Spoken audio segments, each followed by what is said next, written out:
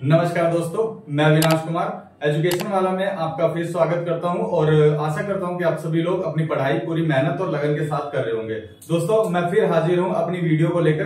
पिछली वीडियो में हमने पढ़ा था जैन धर्म के बारे में, ठीक है, और उसी से आगे के जो टॉपिक है उनको लेकर फिर से मैं जो है हाजिर हूं अपनी क्लास में, ठीक है। पिछली बार जो है पिछली वीडियो में हमने जो जैन धर्म के आधे टॉपिक के बारे में पढ़ा था। जो चीजें रह गई है वो इस जो क्लास में वो कवर हो जाएंगे। देखिए, बेसिक चीजें थोड़ी सी एक बार और मैं रिपीट कर देता हूं, ठीक है ना। जैन धर्म क्या चीज होता है? देखिए, जैसे एक है इंडिया में जो है ना टोटल 5 या 6 धर्म है, ठीक है। हिंदू है, मुस्लिम है, सिख है, ईसाई है और एक जैन है और एक बौद्ध है। तो ये टोटल 6 धर्म है। 6 में से जो एक जैन धर्म अभी मैंने बताया ना, हिंदू, मुस्लिम, सिख, ईसाई, जैन और बौद्ध, तो जो जैन धर्म है ना उसी के बारे में हम पढ़ रहे हैं, ठीक है ना। और इसके बाद हम बौद्ध धर्म भी पढ़ेंगे, फिर हिंदू धर्म भी पढ़ेंगे, फिर मुस्लिम धर्म, सारे धर्मों के बारे में पढ़ेंगे। अभी फिलहाल हम जैन धर्म के बारे में पढ़ रहे हैं। जैसे कि आपको मैंने बता दिया कि जैन धर्म एक जो है धार्मिक जो है संस्था है जिसके अंदर कई सारे लोग जुड़े होते हैं। जैसे हिंदू एक धार्मिक संस्था है, धर्म है, तो ऐसे ही एक जैन धर्म है, ठीक है। अब चलिए स्टार्ट करते हैं अपनी क्लास को। देखिए दोस्तों, पिछली क्लास में हमने पढ़ा था उसका जो है जैन धर्म के बारे में। जो स्थूलभद्र और भद्रबाहु जो थे, वो क्या हुआ था कि जो मगध का साम्राज्य था, मगध था, वहां पे क्या भीषण अकाल पड़ गया था। तो जो है दोनों वहां से भद्रबाहु जो है निकल गए थे, फिर आए, तो फिर उसके बाद जो है दोनों में आपस में मतभेद हो गया। उसके बाद जो है जैन जो धर्म है ना, ये 2 पार्ट में डिवाइड हो गया, 2 भागों में डिवाइड हो गया। एक कहलाए श्वेतांबर, सफेद कपड़े पहनते थे, और एक कहलाए दिगंबर, यानी बिना कपड़े के रहने वाले, कोई कपड़े नहीं पहनते थे, ठीक है, नंगे रहने वाले, ठीक है। तो 2 संप्रदायों में बट गया, ठीक है। उसके बाद देखिए, चलिए इसमें स्टार्ट कर लेते हैं। देखिए, इसमें लिखा है संगीति। देखिए दोस्तों, संगीति का मतलब होता है, मतलब कई सारे जो है ना संस्था अनुष्ठान करना है, या बड़े लेवल पर जो है इसका संगीति का अनुष्ठान करना, या फिर जो है सभा करना, ठीक है। तो जो जैन धर्म है ना उसके अंदर दो संगीतियां हुई है, ठीक है, 2 सभाएं हुई है, 2 संगीतियां हुई है। और वो संगीतियां कौन कौन सी हुई है? देखिए, एक सबसे पहली संगीति हुई ना 300 ईसा पूर्व, ठीक है। सबसे पहली जो संगीति हुई है वो 300 ईसा पूर्व में हुई है, ठीक है, 300 ईसा पूर्व में हुई है। और ये कहां पे हुई है? तो दोस्तों ये हुई है पाटलिपुत्र में, ठीक है। ये जो हुई है ना, ये पाटलिपुत्र में हुई है, ठीक है, पाटलिपुत्र का मतलब है, उस टाइम पाटलिपुत्र कहते थे, अभी जिसे हम पटना कहते हैं ना उसका पुराना नाम पाटलिपुत्र था, ठीक है दोस्तों। पाटलिपुत्र उसका पुराना नाम था। तो पटना में यानी पाटलिपुत्र में सबसे पहली जो इसकी क्या हुई थी? सबसे पहली इसकी सभा हुई थी या समिति हुई थी। सबसे पहली जैन धर्म की समिति 300 ईसा पूर्व में पाटलिपुत्र में हुई थी, ठीक है। और इसके अध्यक्ष कौन थे? सिर्फ 3 ही चीजें पूछा जाता है, ठीक है। एक तो कब हुई थी, एक कहां हुई थी, और एक उसका अध्यक्ष कौन था। बस ये 3 चीज याद रखना। तो कब हुई थी? 300 ईसा पूर्व में। कहां हुई थी? पटना यानी पाटलिपुत्र में। और इसके अध्यक्ष कौन थे? तो अध्यक्ष थे स्थूलभद्र। कौन थे दोस्त? स्थूलभद्र थे, ठीक है।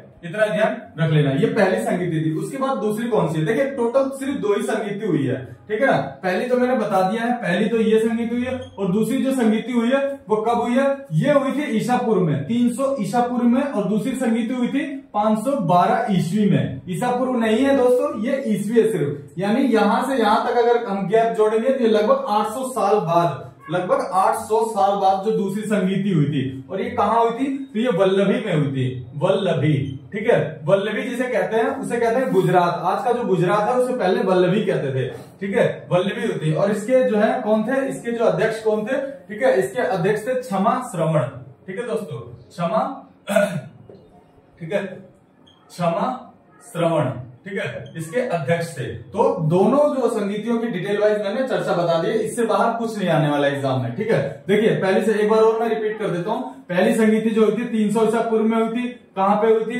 पाटलिपुत्र में हुई थी। और अध्यक्ष कौन थे? स्थूलभद्र थे। दूसरी जो संगीति हुई थी 512 ईस्वी में हुई थी। कहां हुई थी? वल्लभी में हुई थी, यानी गुजरात में। और इसके अध्यक्ष कौन थे? क्षमा श्रवण थे, ठीक है, क्षमा श्रवण थे इसके अध्यक्ष थे, ठीक है दोस्तों। उसके बाद देखते हैं, ये दोनों हमने देख ली संगीतियों के बारे में, ठीक है। उसके बाद जो है नेक्स्ट है तो दोस्तों देखिए त्रिरत्न। इसके जो क्या कहते हैं जैन धर्म है ना, उसके त्रिरत्न है, मतलब उसको वो 3 आचरणों को मानते हैं, ठीक है, 3 चीजों पर। जैसे कहते हैं हर एक धर्म का है ना, हर एक धर्म का एक नियम होता है, वैसे इसके 3 नियम है। 3 नियम कह लो या 3 रत्न कह लो, तो उन्हीं नियम को ये रत्न कहते हैं, ठीक है। तो उसी तीनों नियम के आधार पर ये जैन धर्म के लोग चलते हैं, ठीक है। तो वो 3 नियम कौन कौन से? देखिए, सबसे पहला जो है त्रिरत्न, ठीक है, त्रिरत्न कह लो या 3 नियम कह लो, वो कौन कौन से हैं? तो देखिए, सबसे पहला जो है ना सम्यक, ठीक है, सम्यक दर्शन, ठीक है। सम्यक का क्या मतलब होता है? सम्यक का मतलब होता है सही, यानी सही दर्शन। दूसरा है सम्यक ज्ञान, ठीक है, सम्यक ज्ञान। और तीसरा है सम्यक आचरण, ठीक है, सम्यक आचरण। यानी आचरण का मतलब होता है व्यवहार। यानी देखिए मैं एक बार फिर से बता, सम्यक का मतलब सही होता है, और देखिए दर्शन का मतलब बाकी आप लोग सही देखना, यानी सही चीजों को देखना, सही ज्ञान, यानी ज्ञान का सही होना, ठीक है। उसके बाद है आचरण। आचरण का मतलब व्यवहार है, आपका जो व्यवहार है, आचरण है, वो सही होना। तो सम्यक ज्ञान, सम्यक दर्शन और सम्यक आचरण, ये इनके 3 नियम है। इन्हीं नियम के आधार पर ये जैन धर्म चलते हैं, ठीक है। ये 3 रत्न इनके, इन्हीं को रत्न कहते हैं, ठीक है दोस्तों। उसके बाद देखिए ये जो नियम है ना, इसको मानने के लिए ना 5 महाव्रत यानी 5 सील की चर्चा की है कि इस नियम को मानने के लिए ना आपको 5 जो है ना 5 तरीके या पद्धति या नियम या जो 5 व्रत होते हैं, महाव्रत वो कह लो, वो अपनाने पड़ते हैं। और वो 5 महाव्रत कौन से होते हैं? 5 महाव्रत या 5 कार्य कह लो या फिर 5 पद्धति कह लो, ठीक है, जो भी है। तो 5 क्या है, कौन से हैं? देखिए सबसे पहला जो है, ठीक है, सबसे पहला है अहिंसा, ठीक है, अहिंसा यानी किसी भी प्रकार की हिंसा नहीं करना, ठीक है, किसी भी प्रकार की हिंसा नहीं करना, ठीक है। दूसरा है सत्य, ठीक है, सत्य वचन, ठीक है, यानी सदा क्या है, सही बोलना, यानी सत्य बोलना। तीसरा क्या है? तीसरा है अस्तेय, ठीक है, तीसरा क्या है? अस्तेय का मतलब होता है दोस्तों चोरी न करना, ठीक है, चोरी न करना, ठीक है। चौथा क्या है? अपरिग्रह, ठीक है, चौथा क्या है? अपरिग्रह, ठीक है। अपरिग्रह का मतलब होता है संपत्ति नहीं रखना, किसी भी प्रकार की संपत्ति नहीं रखना, ठीक है। और 5वां क्या है? ब्रह्मचर्य, ठीक है, ब्रह्मचर्य, ठीक है, यानी ब्रह्मचर्य का पालन करना, मोह माया से दूर रहना, ठीक है दोस्तों। ये 5 प्रकार के व्रत है। सबसे पहला है अहिंसा यानी हिंसा नहीं करना, उसके बाद है सत्य वचन यानी सत्य बोलना, उसके बाद है अस्तेय यानी चोरी नहीं करना, उसके बाद है अपरिग्रह, इसका मतलब होता है धन संपत्ति नहीं रखना, ठीक है। उसके बाद है ब्रह्मचर्य का मतलब है ब्रह्मचर्य का पालन करना और जो है कि मोह माया इन सबसे दूर रहना, ठीक है, अपने को दूर रखना, ठीक है। उसके बाद देखिए नेक्स्ट है उसका, देखिए ईश्वर। इसमें जो है जैन धर्म में क्या है दोस्तों, जैन धर्म के लोग जो है ना, वो हम लोग जैसे हिंदू धर्म के लोग है ना या मुस्लिम धर्म के लोग हैं, ये लोग ईश्वर को मानते हैं, भगवान को मानते हैं। लेकिन जैन धर्म एक ऐसा धर्म था, एक ऐसा धर्म है जिसमें ईश्वर की मान्यता नहीं है। जैन धर्म ईश्वर को नहीं मानते हैं, ठीक है, ईश्वर को नहीं मानते हैं, ठीक है। ईश्वर को ये लोग क्या करते हैं? नहीं मानते हैं, ठीक है। उसके बाद देखिए इसमें ईश्वर की मान्यता नहीं है, ठीक है। उसके बाद लेकिन इसमें क्या है? आत्मा की मान्यता है। आत्मा का कहने का मतलब है यदि आदमी जो है जीवित है जब तक, उसके बाद आदमी की मृत्यु हो जाती है और मृत्यु के बाद भी जो है ना आत्मा वो हमें देखती रहती है, या फिर मृत्यु के बाद जो आत्मा है उसको क्या हमारे द्वारा किए गए जो कर्म है उसको हमारी आत्मा को भुगतना पड़ता है। तो ये लोग आत्मा को मानते हैं, इसीलिए जो है ना जीवित रहते रहते ये लोग जो है अपने इन आचरणों को बड़े प्यार से और जो है कि अपने इस जीवन को बड़े ही अहिंसात्मक रूप से यानी बिना हिंसा किए, बिना किसी लड़ाई झगड़े के बिताते हैं आराम से, ताकि इनकी जो आत्मा है उसको आराम से स्वर्ग में या कहीं भी जो है मृत्यु के बाद उनको जगह मिल सके, अच्छी जगह। तो ये लोग आत्मा को मानते हैं, ठीक है। ईश्वर की तो मान्यता नहीं है, लेकिन इसमें क्या है? आत्मा की, ठीक है, मान्यता है, ठीक है, आत्मा की मान्यता है। तो ये चीज आप लोग ध्यान रखना है, ईश्वर की मान्यता नहीं है और आत्मा की मान्यता है, ठीक है दोस्तों। उसके बाद देखिए इसको जो मानने वाले थे, देखिए ये जो एक चीज और मैं बता दूं दोस्तों, आप लोग देख रहे होंगे यहाँ लिखा हुआ है ना सांख्य दर्शन। जो जैन धर्म के लोग है ना, जैसे हर एक धर्म है ना उसकी धर्म की जो एक एक पुस्तक होती है जिसे पवित्र पुस्तक कहा जाता है। हिंदू धर्म की पवित्र पुस्तक है कौन सी है? आप लोगों को पता होगा, गीता जो है हिंदू धर्म है उसके लिए पवित्र पुस्तक है। ऐसी मुस्लिम जो है उनके लिए पवित्र पुस्तक कौन सी? कुरान है। ऐसे ही ईसाई जो है उनके लिए पवित्र पुस्तक क्या है? बाइबल है, ठीक है। तो ऐसे ही जो जैन धर्म है ना इनके लिए पवित्र पुस्तक क्या थी? एक पुस्तक थी जिसका नाम था क्या? सांख्य दर्शन। क्या नाम था? सांख्य दर्शन। तो इन्होंने जो जैन धर्म का जो ज्ञान है ना वो कहां से प्राप्त हुआ है? तो वो जो प्राप्त हुआ है ना दोस्तों सांख्य दर्शन से प्राप्त हुआ है। ये इनकी पवित्र पुस्तक कह लो या जो भी कह लो, ठीक है ना। तो ये जो है इनकी पवित्र सारे जो इनके ज्ञान है ना ये लोग, ये सांख्य दर्शन जो एक पुस्तक है इसी से इन्होंने प्राप्त किया है, ठीक है। इसी को ये मूल पुस्तक अपनी मानते हैं, ठीक है दोस्तों। देखिए उसके बाद देख लेते हैं उसके बाद जो है दोस्तों यहाँ लिखा हुआ है उदयन, ठीक है, उदयन वंश राजा चंद्रगुप्त मौर्य खारवेल, उसके बाद चंदेल शासक, ठीक है दोस्तों। तो इनको देखिए यहाँ पर जो है ना इसके कुछ मानने वाले राजा थे, कौन, जैन धर्म को मानने वाले कुछ राजा थे, उनके राजाओं के मैं नाम बता देता हूँ। सबसे पहला एक था उदयन, ठीक है, उदयन था, उसके बाद वंद राजा था, उसके बाद चंद्रगुप्त मौर्य था, मौर्य साम्राज्य का था, ठीक है, उसके बाद खारवेल, खारवेल कहाँ था, कलिंग का था, और कलिंग को क्या कहते थे, जो अभी वर्तमान में उड़ीसा है ना उसको पहले कलिंग कहते थे, वहां का जो राजा था नरेश था वो कौन था, वो था खारवेल। उसके बाद है चंदेल शासक, चंदेल शासक दोस्तों आपको पता होगा चंदेल जो दक्षिण में ना, इंडिया के दक्षिण में थे, साउथ में, तो वहां के जो लोग थे वो चंदेल शासक, वो वहां का जो राजा था वो चंदेल के नाम से था, चंदेल शासक था, ठीक है। उसके बाद देखिए सबसे इंपॉर्टेंट चीज है ये, देखिए गोमतेश्वर मंदिर के बारे में आप लोगों ने सुना होगा दोस्तों, जो कर्नाटक के कहां पे, कर्नाटक के श्रवणबेलगोला में है, ठीक है। तो मैं बता देता हूँ गोमतेश्वर मंदिर के बारे में, ठीक है, गोमतेश्वर, ठीक है, गोमतेश्वर मंदिर, ठीक है।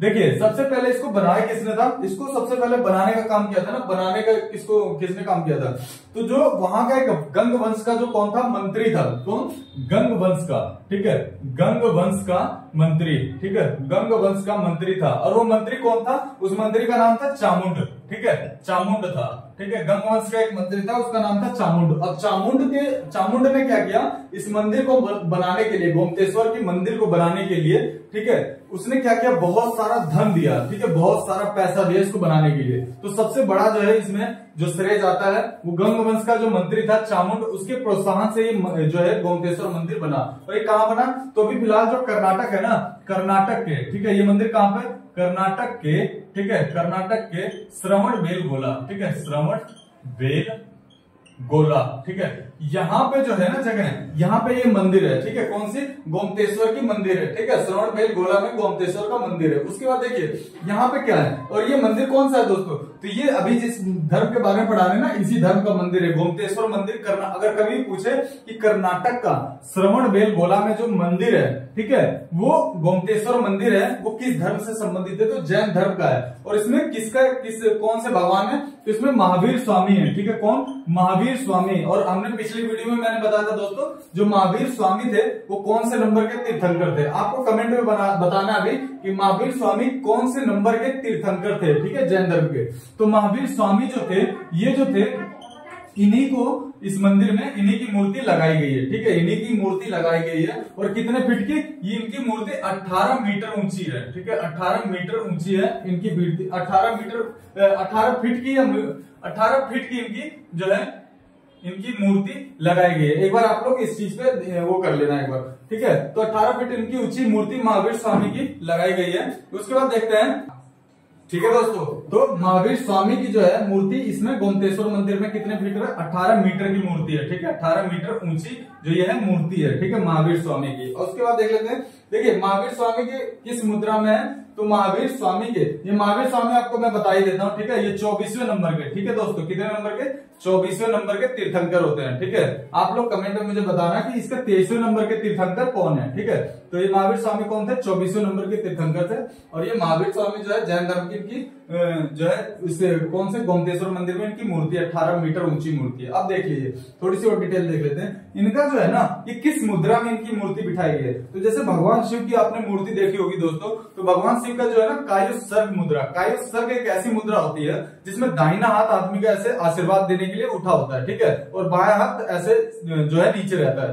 तो ऐसी मुद्रा इनकी कहां पे जो है इस मंदिर में, गोमतेश्वर मंदिर में किसकी, महावीर स्वामी की हुई है। तो कौन सी मुद्रा है, कायोत, ठीक है, कायोत्सर्ग, ठीक है, कायोत्सर्ग जो मुद्रा है, ये मुद्रा में इनकी मूर्ति, ये यहाँ पे बैठे हुए हैं इनकी मुद्रा में। और ये इतनी ये अपनी तपस्या में इनको इतना लीन दिखाया गया है कि इनके पैरों पर सांप लपेटे हुए हैं, इनके पैरों पर सर्प लपेटे हुए हैं। और इतनी ज्यादा ये मतलब अपनी तपस्या में लीन है कि इनके जो पैर है ना उस पे चींटियों ने ना अपने घर बना लिए हैं। मतलब इनको पता भी नहीं है, इतनी ज्यादा अपनी तपस्या में लीन है कि चींटियों ने इनको पैर के ऊपर मिट्टी के घर बना लिया और इनको कोई एहसास नहीं हो रहा, ये इतनी ज्यादा अपनी तपस्या में लीन है, ठीक है। तो ऐसी मुद्रा इनको दिखाई गई है, कहां पे, गोमतेश्वर मंदिर में। ये डिटेल सारी मैंने आपको दे दी है, आप इस चीज को ध्यान से देख लीजिएगा, ठीक है। मेरी वीडियो को दोस्तों एक बार में अगर नहीं भी आपको याद हो जाए तो दो चार बार अगर आप देखेंगे ना तो सारी चीजें आपको याद हो जाएगी, ठीक है दोस्तों, ठीक है। तो ध्यान से इस चीज को पढ़ लीजिएगा, ठीक है। उसके बाद देखते हैं, देखिए उसके बाद है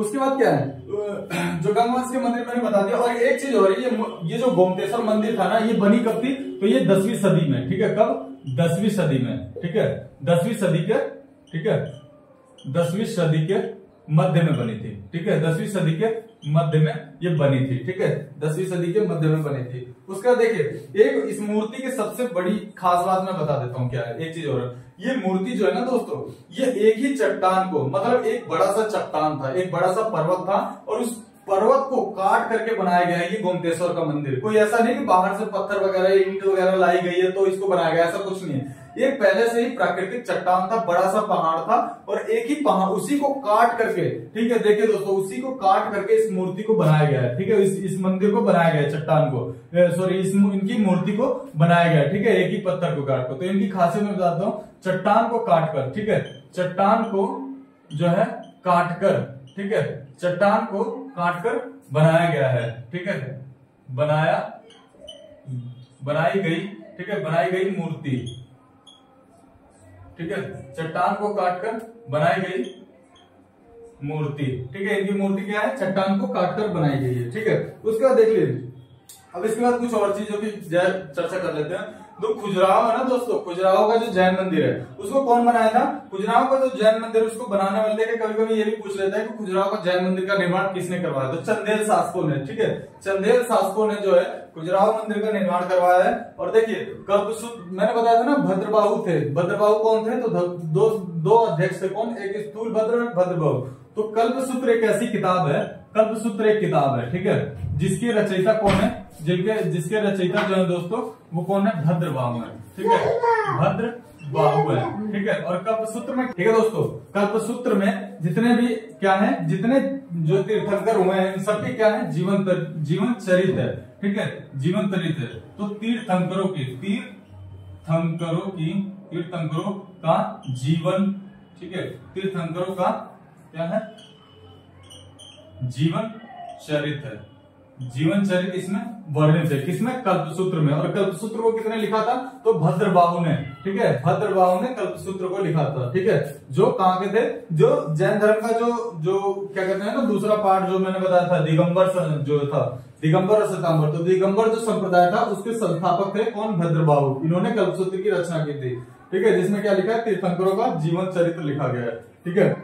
उसके बाद देखिए, अब देख लेते हैं, देखिए दोस्तों, टोटल कुछ जो इम्पोर्टेंट है ना, जो तीर्थंकर है उनके नाम मैं लिखवा देता हूं आपके, ठीक है, तीर्थंकर जो इम्पोर्टेंट है, जिनके नाम डायरेक्टली पूछ लेता है उनको मैं लिखवा देता हूं। देखिए सबसे पहले जो तीर्थंकर थे वो कौन थे, सबसे पहले थे ऋषभ देव, ठीक है, कौन थे, ऋषभ देव थे, ठीक है, सबसे पहले ऋषभ देव थे। दूसरे कौन थे, दूसरे थे अजीतनाथ, ठीक है, दूसरे थे अजीतनाथ, ठीक है। तीसरे कौन थे, तीसरे थे संभव, ठीक है, तीसरे कौन थे, संभव, ठीक है। उसके बाद है सातवें कौन थे, सातवें थे समपार्श्व, ठीक है। उसके बाद है 16वें कौन थे, 16वें थे शांति, सातवें के बाद है 16वें थे शांति, ठीक है। उसके बाद देख लेते हैं 16वें थे शांति। उसके बाद है इंपॉर्टेंट दोस्तों लिखवा रहा हूं मैं, ठीक है। पहले ऋषभ देव थे, दूसरे अजितनाथ, तीसरे संभव थे, जो तीर्थंकर थे इनके जैन धर्म के, ठीक है। उसके बाद थे सातवें संपार्श्व थे, उसके बाद 16वें शांति थे। उसके बाद 8वें कौन थे, 8वें थे, 8वें नहीं 18वें थे, ठीक है, 18वें थे अमरनाथ, ठीक है, 18वें कौन थे, अमरनाथ थे। फिर उसके बाद 21वें कौन है, नेमी थे, ठीक है, 21वें कौन है, नेमी, ठीक है, नेमी। फिर 22वें कौन है, अरिष्ट नेमी, ठीक है, अरिष्ट नेमी, ठीक है, अरिष्ट नेमी। 23वें कौन थे, 23वें थे पार्श्वनाथ, ठीक है, पार्श्वनाथ, ठीक है। और 24वें कौन थे, 24वें थे महावीर स्वामी, ठीक है, 24वें कौन थे दोस्त, महावीर स्वामी, ठीक है, महावीर जो स्वामी थे वो 24वें तीर्थंकर थे। और सबसे लास्ट के तीर्थंकर यही थे, महावीर स्वामी। अब देखिए दोस्तों, कभी कभी ना इनके प्रतीक चिन्ह भी पूछ लेता है कि इनके प्रतीक चिन्ह क्या है। तो जितने भी तीर्थंकर हुए ना सबका एक एक प्रतीक चिन्ह है, ठीक है। तो कुछ देखिए इनके प्रतीक चिन्ह भी मैं बता देता हूँ। ऋषभ देव का प्रतीक चिन्ह क्या था, इनका था हाथी, ठीक है, इनका था हाथी, ठीक है, हाथी नहीं था इनका, मैं बता देता हूँ, इनका था सांड, ठीक है दोस्तों, इनका क्या था, सांड। फिर उसके बाद अजीतनाथ का क्या था, अजीतनाथ का था हाथी, ठीक है। उसके बाद संभव का क्या नाम था, संभव का था घोड़ा, ठीक है, संभव का था घोड़ा। उसके बाद संपार्श्व, संपार्श्व का जो क्या कहते हैं कि जो इनका जो है प्रतीक चिन्ह था वो था, संपार्श्व का था स्वस्तिक। स्वस्तिक मतलब जानते हो दोस्तों, देखिए जो ऐसा चिन्ह बना होता स्वस्तिक का, ऐसे करके जो चिन्ह होता है ना स्वस्तिक का, यही जो चिन्ह है ये संपार्श्व का था प्रतीक चिन्ह, ठीक है, स्वस्तिक। तो स्वस्तिक का जो चिन्ह था। उसके बाद 16वां शांति, शांति का जो चिन्ह है जो इनके थे, इनका था हिरण, ठीक है, शांति का जो था हिरण, ठीक है। उसके बाद है 18वें थे अमरनाथ। अमरनाथ का क्या था, अमरनाथ का था मीन था, मीन मतलब मछली, ठीक है। उसके बाद है 21वें नंबर पे थे नेमी। नेमी का क्या था, नेमी का था नील कमल, ठीक है, नील कमल यानी ऐसा कमल जो नीला है, ठीक है। 22वें के थे 22वें जो है अरिष्टनेमी, इनका क्या था, इनका था शंख, ठीक है, इनका क्या था दोस्तों, शंख जो हम बजाते हैं शंख वो। 23वें थे पार्श्वनाथ, और पार्श्वनाथ का क्या था, सर्प, सर्प यानी सांप। उसके बाद 24वां जो महावीर स्वामी है, इनका जो था प्रतीक चिन्ह सिंह था, सिंह, सिंह का मतलब है शेर, ठीक है दोस्तों। ये इंपोर्टेंट जो भी तीर्थंकर है उनके नाम और उनके जो है सारे प्रतीक चिन्ह मैंने लिखा दिए हैं, डायरेक्ट इनसे कभी क्वेश्चन पूछ भी लेता है, ठीक है, आप लोग इस चीज को नोट कर लीजिए, ठीक है। उसके बाद देखिए,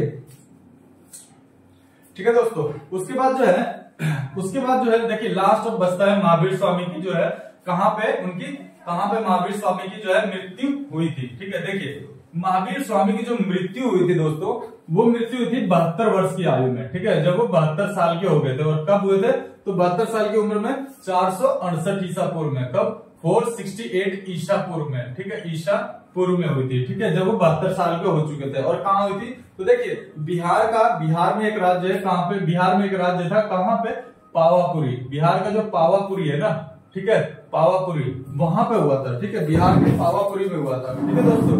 और पावापुरी के जो है बिहार में ये जगह है, ठीक है दोस्तों, तो वो लोग आप ध्यान रखना इस चीज को, ठीक है। उसके बाद हुआ था, देखिए 72 वर्ष की आयु थी, 468 ईसा पूर्व में इनको हुआ था, ठीक है, मृत्यु हुई थी। उसके बाद देखिए एक राजा थे, कौन, मल्ल राजा, ठीक है, इनका जो अंत्येष्टि वगैरह किया था, संस्कार वगैरह, तो वो किसने किया था, तो मल्लों ने किया था। कौन थे, मल्ल राजा, ठीक है, मल्ल राजा जो थे, कौन, सृष्टिपाल, सृष्टिपाल जो सृष्टिपाल थे वो कौन थे, मल्ल राजा थे। और उन्हीं के जो है राज दरबार में इनका क्या हुआ था, इनको निर्वाण की प्राप्ति हुई थी, ठीक है दोस्तों। ये सारी डिटेल जो है मैंने जैन धर्म से रिलेटेड लगभग एक डिटेल मैंने आपको बता दी है, ठीक है। और मेरे को जहां तक उम्मीद है कि इसमें कुछ भी चीज जो है जैन धर्म से रिलेटेड कुछ भी छूटा नहीं है, जो एग्जाम के पॉइंट ऑफ व्यू से एग्जाम में क्वेश्चन जो बन सकते हैं, ठीक है।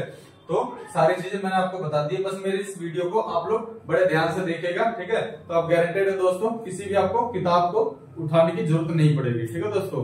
तो मेरी इस वीडियो को बड़े ध्यान से देखिए, ठीक है ना, और ज्यादा लोगों में शेयर कर दीजिए, ठीक है। और अगर वीडियो अच्छी लगी हो तो दोस्तों इसको लाइक कर दीजिए, ठीक है, और डेली वीडियो पाने के लिए सब्सक्राइब कर लीजिए, ठीक है दोस्तों। नमस्कार।